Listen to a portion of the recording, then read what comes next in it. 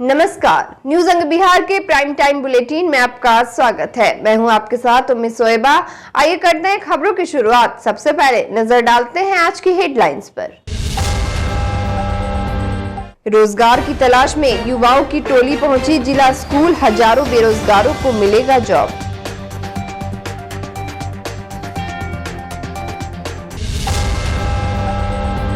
Senate चुनाव को लेकर 31 केंद्रों पर हुआ मतदान, शनिवार को होगी वोटों की गिनती।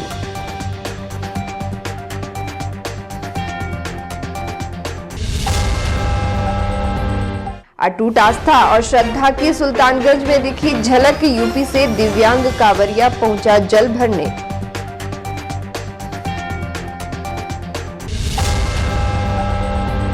बालू माफियाओं पर पुलिस ने कसा शिकंजा, लॉ एंड ऑर्डर डीएसपी बोले नहीं होने देंगे अवैध कारोबार।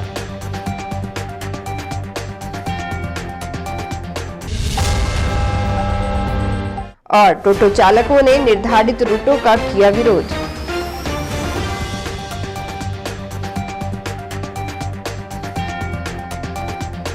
और अब समाचार विस्तार से। श्रम संसाधन विभाग द्वारा गुरुवार को भागलपुर के जिला स्कूल परिसर में 2 दिवसीय प्रमंडल स्तरीय नियोजन सह व्यावसायिक मार्गदर्शन मेला शुरू हो गया। नियोजक आपके द्वार कार्यक्रम के तहत अवध प्रादेशिक नियोजनालय भागलपुर की ओर से नियोजन मेला 2023 में निजी क्षेत्र की 36 कंपनियों ने अपनी सहभागिता दर्ज की। जिला स्कूल परिसर में रोजगार मेला शुक्रवार तक चलेगा। सहायक निदेशक भरत जी राम ने बताया कि मेले में 2 दर्जन से अधिक स्थानीय और राज्य स्तरीय कंपनियां आई हैं, जो साक्षात्कार के आधार पर करीब 2000 से अधिक अभ्यर्थियों को रोजगार का अवसर प्रदान करेगी। उन्होंने बताया कि नियोजन मेला में भाग लेने से पहले www.ncs.gov.in पर निबंधन कराना अनिवार्य है। वहीं नियोजन मेला का उद्घाटन बिहार राज्य बाल श्रमिक आयोग के अध्यक्ष डॉक्टर चक्रपाणी हिमांशु, भागलपुर सांसद अजय मंडल एवं श्रम संसाधन के डायरेक्टर भरत जी राम ने संयुक्त रूप से दीप प्रज्वलित कर किया। कार्यक्रम में कुशल युवा केंद्र के छात्रों की ओर से स्वागत गान की प्रस्तुति दी गई। इसके बाद अतिथियों का स्वागत बुके देकर किया गया। बताया जा रहा है कि नियोजन मेला में कुल मिलाकर 4293 रोजगार के लिए अवसर उपलब्ध कराए जाएंगे। वहीं उद्घाटन के मौके पर बाल श्रम आयोग के अध्यक्ष डॉक्टर चक्रपाणी हिमांशु ने कहा कि सरकार की पहली प्राथमिकता बेरोजगारों को रोजगार उपलब्ध कराना एवं सभी शिक्षित व्यक्तियों को समाज में शिक्षा के प्रति जागरूक करना है। जबकि सांसद अजय मंडल ने बताया कि सरकार रोजगार के प्रति चिंतित है, इसलिए विभिन्न जिलों में युवाओं को रोजगार के अवसर मेले के माध्यम से दिया जा रहा है। देखिए, बिहार सरकार लगातार चिंतित है बेरोजगार शिक्षित रोजगार नौजवानों के लिए। उसी कड़ी में आज श्रम संसाधन विभाग के द्वारा आज भागलपुर प्रमंडल में 36 कंपनियों के द्वारा लगभग 4500 छात्र छात्राओं को रोजगार दिया जाएगा। इन रोजगार से उनकी जीवनी चलेगी, उनकी जीवन शैली बदलेगी और उनके बाल बच्चे भी उससे लाभान्वित होंगे। इसके लिए आज 36 जो कंपनी है वो अलग अलग स्टॉल लगा करके यहाँ पर सभी छात्र छात्राओं का आवेदन लिया जाएगा। उसमें जो उपयुक्त होगा उसको रोजगार लगभग 4000 रोजगार इन कंपनियों को देना है। इसके लिए माननीय मुख्यमंत्री जी नीतीश कुमार जी और तेजस्वी जी ने लगातार बिहार के हर जिला में, चाहे स्वास्थ्य विभाग हो, चाहे शिक्षा विभाग हो, चाहे श्रम संसाधन विभाग हो, चाहे अन्य विभाग में लगातार वैकेंसियां निकाल करके लोगों को रोजगार देने के लिए कटिबद्ध है, जिससे कि समाज में हमारे बिहार में जिनकी बेरोजगार का जो एक बहुत बड़ा व्यापक हो गया है उनमें कुछ कमी आवे, इसके चिंतित हैं। और श्रम संसाधन विभाग से आज हमारे लगभग सैकड़ों छात्रों को जो कुछ कौशल विभाग केंद्र से जो ट्रेनिंग करके निकले हैं, जो प्रथम द्वितीय तृतीय स्थान है, उनको भी सम्मानित कर दिया। नियोजन मेला का जो छात्रों को कंपनियों के द्वारा जो नियोजित किए गए हैं उनको अपना नियोजन करेंगे और उनको अपना ज्वाइनिंग देंगे। कई छात्रों का जिनका नियोजन होगा उन्हीं को लिया जाएगा, जिनका नियोजन नहीं लिया गया। कहीं ना कहीं त्रुटियां हो गई। अब तो जानते हैं कि जो है किसी भी नौकरी में या प्राइवेट सेक्टर या सरकारी सेक्टर हो उस नियमावली के अनुसार ही करेंगे। उस नियमावली में नहीं आए होंगे तो नहीं हुआ। नौजवानों को ये संदेश जाएगा कि यहाँ नियोजन लगा करके बिहार सरकार ने जो छात्र छात्राओं के लिए बेरोजगारी की समस्या को दूर कर रहे हैं। इधर भागलपुर के केवाईपी सेंटर क्रिएशंस को वर्ष 2022-23 में सबसे अधिक बच्चों को जॉब से जोड़ने के लिए प्रथम रैंक प्राप्त हुआ। मंच पर बिहार राज्य बाल श्रमिक आयोग के अध्यक्ष डॉक्टर चक्रपाणी हिमांशु ने केवाईपी सेंटर क्रिएशंस के डायरेक्टर उत्तम झुंझुनवाला को पुरस्कार प्रदान किया। मौके पर क्रिएशंस के उत्तम झुंझुनवाला ने बताया कि हम लोग केटी ग्रुप के अंतर्गत अब तक 350 से ज्यादा युवाओं को जॉब के अवसर मुहैया करा चुके हैं। उन्होंने बताया कि क्रिएशन में ट्रेनिंग लेने वाले युवा वर्तमान समय में सरकारी और निजी क्षेत्रों में कार्य कर रहे हैं। कार्यक्रम के दौरान labour commissioner Aditya Rajhans, labour superintendent Vinod Prasad, assistant labour commissioner Mohammad Aftab Alam, Jackie Kumar समेत हजारों की संख्या में छात्र एवं छात्राएं उपस्थित थे। आज कुशल युवा कार्यक्रम में अच्छे प्रदर्शन करने वाले, पिछले वित्तीय वर्ष में अधिक नामांकन करने वाले जो हमारे 3 केंद्र हैं उनको सम्मानित किया गया। और साथ ही साथ हम हर महीने का एक रैंकिंग देते हैं जिसमें जो अच्छा बेस्ट परफॉर्मेंस रहता है 3 केंद्र का, उसको हम लोगों ने सम्मानित किया है। और मैं ये बता दूं कि भागलपुर जो हमारा और प्रादेशिक नियोजनालय है, इसके लिए गर्व की बात है कि हम लोग नियोजन देने में पिछले वित्तीय वर्ष में प्रथम स्थान पर है।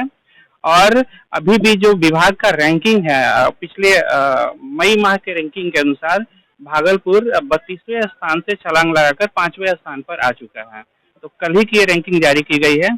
तो मैं अपनी पूरी टीम को भी बधाई देना चाहता हूं और मीडिया के माध्यम से चाहता हूं कि ये जो 2 दिवसीय रोजगार मेला है जो आज जिसकी शुरुआत हुई है, और ये मैसेज दूर दूर तक जाए और कल भी भारी संख्या में लोग आकर के ये जो अलग अलग सेक्टर में 4500 रिक्तियां अधिसूचित की गई हैं उसका लाभ उठाएं और सरकार का इस प्रयास का एक जो लक्ष्य है उसको पूरा किया जाए। यहाँ पे हम लोग जो है केटी ग्रुप के अंतर्गत अभी अकाउंटेंट का जॉब दे रहे हैं, मैनेजर का जॉब दे रहे हैं। हम लोगों ने अभी तक 350 बच्चों से ज्यादा को जॉब दिलवा दिया है। हम लोग क्रिएशन के अंतर्गत बिहार सरकार का केवाईपी प्रोग्राम भी चला रहे हैं, उसके अंतर्गत अभी तक हमने 350 से ज्यादा बच्चों को जॉब दिलवा दिया है। हाईएस्ट प्लेसमेंट हमारी बैंक ऑफ अमेरिका में है जो 22 लाख रुपए सालाना की प्लेसमेंट कराई है हमने। और अभी हम और जॉब्स यहाँ पे दे रहे हैं। आप यहाँ पे लिस्ट भी देख सकते हैं कि कम से कम 100 बच्चों की तो लिस्ट हमने यहाँ लगा रखी है। और आगे भी हम कोशिश करते रहेंगे कि जितने ज्यादा से ज्यादा जॉब हम यहाँ के बिहार के बच्चों के लिए हम लोग निकाल सकें। अभी यहाँ पे हम लोगों ने 10 लोगों को अभी यहाँ पे नामांकित, मतलब कि जो यहाँ सिलेक्शन हो रहा है वो 10 लोगों का है। ओवरऑल हम लोग 27 लोगों का सिलेक्शन करेंगे यहाँ पे अभी इस हफ्ते। तिलका मांझी भागलपुर विश्वविद्यालय में करीब 10 वर्ष बाद सीनेट चुनाव का मतदान गुरुवार को शांतिपूर्ण ढंग से संपन्न हो गया। मतदान को लेकर सुबह से ही वोटरों में उत्साह देखा गया। शिक्षक संवर्ग के 13 एवं कर्मचारी संवर्ग के 1 सीट के लिए लगभग 1500 वोटरों ने अपने मताधिकार का प्रयोग किया। बता दें कि दोनों संवर्ग को मिलाकर कुल 36 उम्मीदवार चुनावी मैदान में हैं।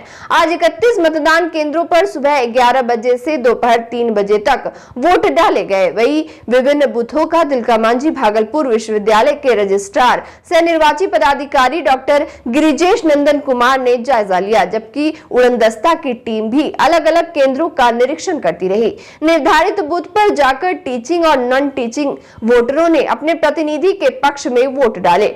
निर्वाची पदाधिकारी डॉक्टर गिरिजेश नंदन कुमार ने बताया कि टीएमयू के सिंडिकेट हॉल को स्ट्रांग रूम बनाया गया है। वोटों की गिनती शनिवार को विश्वविद्यालय के सीनेट हॉल में की जाएगी। इधर तिलका मांझी भागलपुर विश्वविद्यालय के सीनेट हॉल बहुउद्देश्य प्रसार, TNB college, Marwari college, SM college, Muslim minority degree college सहित सभी 31 मतदान केंद्र पर पीठासीन पदाधिकारी एवं मतदान कर्मी अपनी अपनी ड्यूटी में मुस्तैद दिखे। गौरतलब हो कि सीनेट चुनाव में पीजी स्तर पर कुल 117 वोटर, अंगीभूत कॉलेज स्तर पर 235 वोटर, संबद्ध कॉलेज स्तर पर 387 वोटर एवं कर्मचारी स्तर पर 694 वोटर है। मतदान के दौरान टीएमयू का कंट्रोल रूम भी सक्रिय रहा। साथ ही flying observer professor Sanjay Jha, senate cell के सदस्य प्रोफेसर अशोक ठाकुर, डॉक्टर मृत्युंजय सिंह गंगा और चुनाव कोषांग प्रभारी विजय कुमार मिश्रा पल पल की स्थिति पर नजर बनाए हुए थे। वही रजिस्ट्रार डॉक्टर गिरिजेश नंदन कुमार ने बताया कि कुल मिलाकर 90% से ज्यादा वोटिंग हुई है।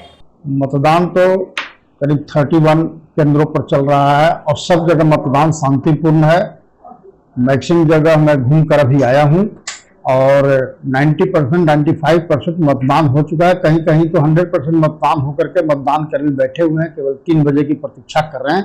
तो 3 बजेगा तो मैं वहाँ से जाऊँगा और सब जगह शांतिपूर्ण है और कोई दिक्कत नहीं। हमारे सीनियर डी संजय बाबू साथ थे हमारे।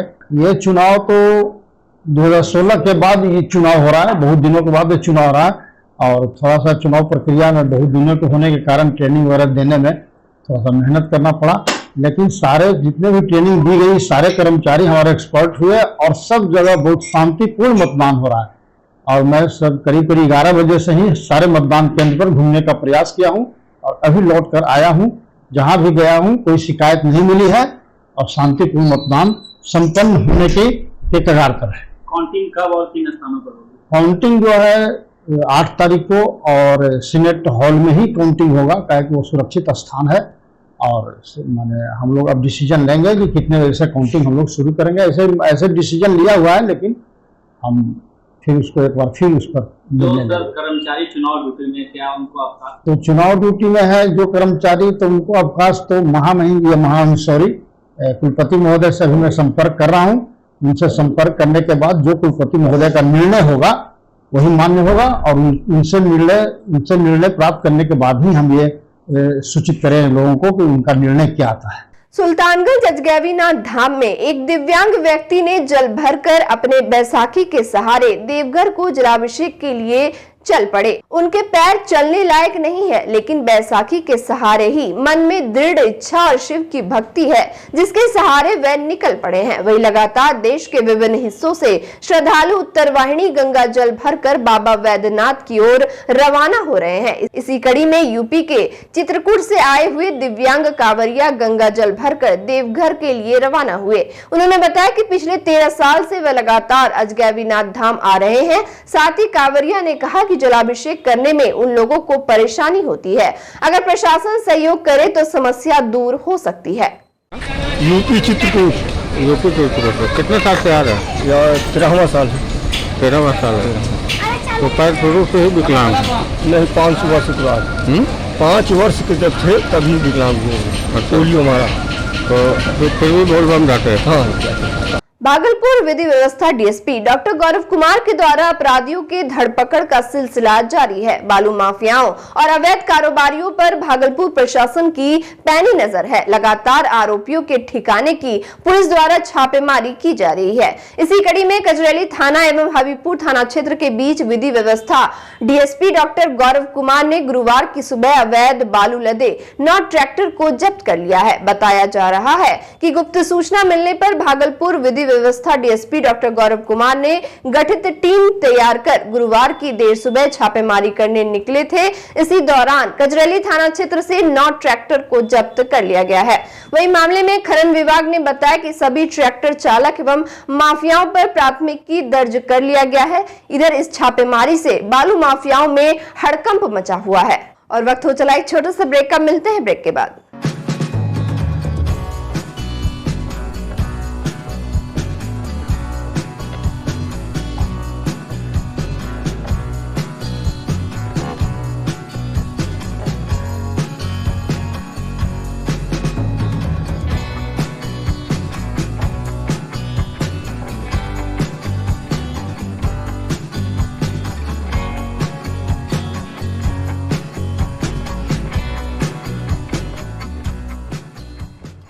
ब्रेक के बाद फिर से आपका स्वागत है। बढ़ते अगली खबर की ओर।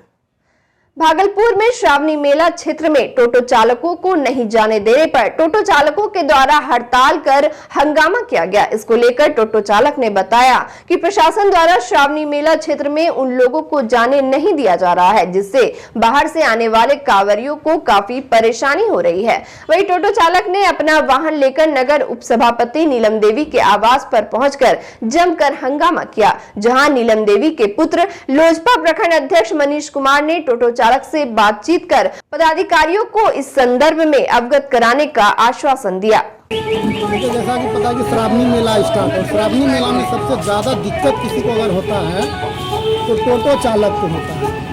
सारा रूट बंद कर दिया जाता है। पिछले वर्ष भी टोटो चालक, जितना भी टोटो चालक है पूरे सुल्तानगंज नगर में, सभी टोटो चालक जो है मेरे आवास के सामने आकर के जो है शांतिपूर्ण तरीके से इसका विरोध किया था और बोला गया था, इन लोगों का वाजिब मांग था कि हम लोग को भी जगह दिया जाए। हम लोग यदि नहीं कमाएंगे तो मेरा परिवार कैसे चलेगा।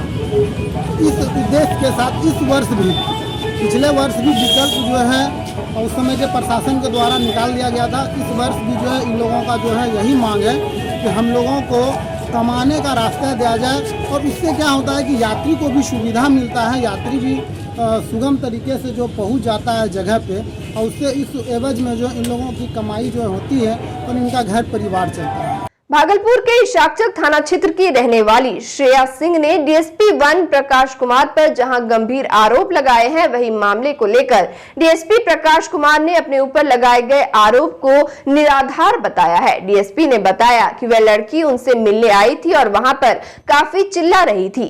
वह उनके कार्यालय में आकर भी चिल्लाने लगी और कुछ देर बाद चली गई। डीएसपी ने बताया कि काम खत्म कर जब वह बाहर निकले और गार्ड से पूछा तो उसने कहा कि वह लड़की चली गई है, जिसके बाद पीछे से वह अपनी गाड़ी से निकले तो जिला परिषद कार्यालय के पास उसे देखा और वहां पर उसकी बातों को समझने की कोशिश की, लेकिन लड़की ने उसका गलत मतलब निकालकर उनके खिलाफ उल्टा बयान दिया है। मामले में डीएसपी 1 प्रकाश कुमार ने भी जोगसर थाने में श्रेया सिंह के खिलाफ आवेदन दिया है। इधर श्रेया सिंह का कहना है कि वह अपनी फरियाद लेकर डीएसपी कार्यालय गई थी, लेकिन वहां से उसे डांट डपट कर धक्का देकर भगा दिया गया और उसके बाद लोकल हॉस्पिटल, उसके बाद हम लोग पहले तो भैया का पहले तो सीरियस हो गया। इतना होने के बाद डीएसपी क्या कहे आज डीएसपी सर के पास गए। डीएसपी सर तो पहले अंदर वो जाने प्रकाश नारायण, उन्होंने पूरी बदतमीजी की। वो खुद बाहर चिल्ला रहे थे। जब उन्होंने बाहर अपने अधिकारी को जाके अंदर बोले, अधिकारी उठे अपने चेयर से मेरे साथ पूरी। कई दिन से दौड़ रही हो थाना तो परसों से 3 दिन से थाना दौड़ रहे हैं और कोई कार्रवाई हॉस्पिटल के ऊपर हो नहीं रहा है। एसएसपी से वही मेरी सिस्टर लापता हो गई, डीएसपी के दबाव में आके उसके जो पेपर में आया है कि उसके ऊपर एफआईआर वगैरह शिकायत वगैरह दर्ज हुआ है। उसके बाद एसएसपी सर ने आश्वासन दिया है कि डीएसपी के ऊपर भी जो भी इंटरनल इंक्वायरी होगा वो होगा और साथ में ग्लोकल हॉस्पिटल के अगेंस्ट जो मेडिकल टीम गठित करके उसके खिलाफ कार्रवाई की जाएगी और साथ में अभी वो नंबर लेके गए हैं, सिस्टर को ढूंढ रहे हैं। मेरे पास शिकायत लेके आई थी, इसका कुछ मेरे पास जिक्र नहीं है। शिकायत वो सबौर लेके गई थी, आज भी आए थे। सबौर में इसका था कि मेडिकल नेग्लिजेंस का आरोप लगा रहा है। ग्लोकल हॉस्पिटल में इन्होंने कुछ इलाज करवाया है अपना, तो इलाज इनका 100% सक्सेसफुल नहीं रहा है। फिर ये इनका कहना है कि दूसरे हॉस्पिटल में जाके हम इलाज कराया तो मेरा सक्सेसफुल हो गया। तो आप हॉस्पिटल के अगेंस्ट में आप एफआईआर कीजिए, कार्रवाई कीजिए। और इसने आरोप लगाया है, वहाँ स्टाफ को भी धमकी दिया है तरह तरह का, और आरोप लगाया है कि इनसे 2 लाख समथिंग का बिल बनाया है और 29-30 हज़ार का इससे कैश भी लिया है। ये हॉस्पिटल पर आरोप लगाया है। लेकिन जब कैश का अभी रिसीट मांगा गया था तो कैश का रिसीट उनके पास है नहीं, बोलता रिसीट वगैरह नहीं दिया है। जबकि वहाँ पर जांच करने गया था तो वो बताया है कि ये कैशलेस किया गया है, ऐसा इससे पैसा लिया ही नहीं गया है। तो फिर इसमें ये आवेदन दिया गया है, बड़े अधिकारी को भी आवेदन मिला है। इसमें फिर जो होगा हम लोग करेंगे। मालदा डिवीजन के डीआरएम विकास चौबे ने बुधवार को कई स्टेशनों का निरीक्षण किया। साथ ही श्रावणी मेला को लेकर भी उन्होंने सारी व्यवस्थाओं का जायजा लिया। इस दौरान उन्होंने बताया कि वे सुरक्षा को प्राथमिकता देते हुए निरीक्षण का काम कर रहे हैं। डीआरएम ने track signal, panel room, location box, driver को मिलने वाला सिग्नल एलिजिबिलिटी, यात्रियों की मौलिक सुविधाएं, इन सबों पर विशेष ध्यान रखते हुए आज कई स्टेशनों पर निरीक्षण किया। साथ ही अमृत भारत स्टेशन के तहत सबौर, कहलगांव जैसे कई स्टेशनों पर चल रहे कार्यों की समीक्षा भी की। जहां भी कमी पाई गई उसमें रेल अधिकारियों एवं कर्मियों को सुधार करने का निर्देश दे दिया गया है। नॉर्मली हफ्ते में 1 दिन हम लोग बाहर निकलते हैं और पूरे मंडल का निरीक्षण करते हुए आ रहे हैं। सारी टीम हमारे साथ है, सभी विभाग के लोग हैं। तो सबसे पहला हमारा फोकस जो है वो सेफ्टी इंस्पेक्शन पे है, क्योंकि उस पर हम लोगों का पहला फोकस हमेशा रहता है। तो ट्रैक का निरीक्षण करते हुए आए हैं। हम लोगों ने सिग्नलिंग एसेट, जितने सिग्नलिंग के इक्विपमेंट हैं उनको गहन तरीके से देखा है अधिकारियों के साथ। पैनल रूम को विज़िट किया है, लोकेशन बॉक्स को हम लोगों ने देखा है, और जो ओवरहेड इक्विपमेंट है, जो बिजली का प्रावधान होता है गाड़ी चलने के लिए, तो उसको देखा है। जो सिग्नल्स हैं वो ड्राइवर को कैसे दिखाई पड़ रहे हैं, तो हम लोगों ने इंजन पे खुद चल के देखा है। और अंत में चलते चलते फिर से नजर डालते हैं आज की हेडलाइंस पर।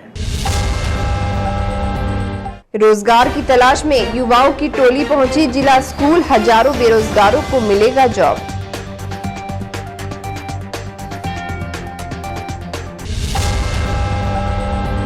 सीनेट चुनाव को लेकर 31 केंद्रों पर हुआ मतदान, शनिवार को होगी वोटों की गिनती।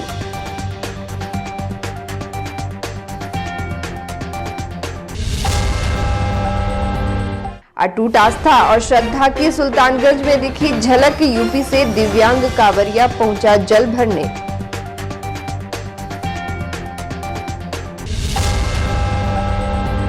बालू माफियाओं पर पुलिस ने कसा शिकंजा, लॉ एंड ऑर्डर डीएसपी बोले नहीं होने देंगे अवैध कारोबार।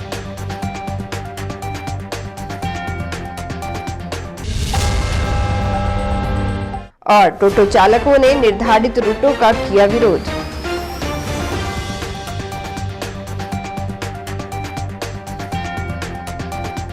आज के इस बुलेटिन में बस इतना ही। नमस्कार।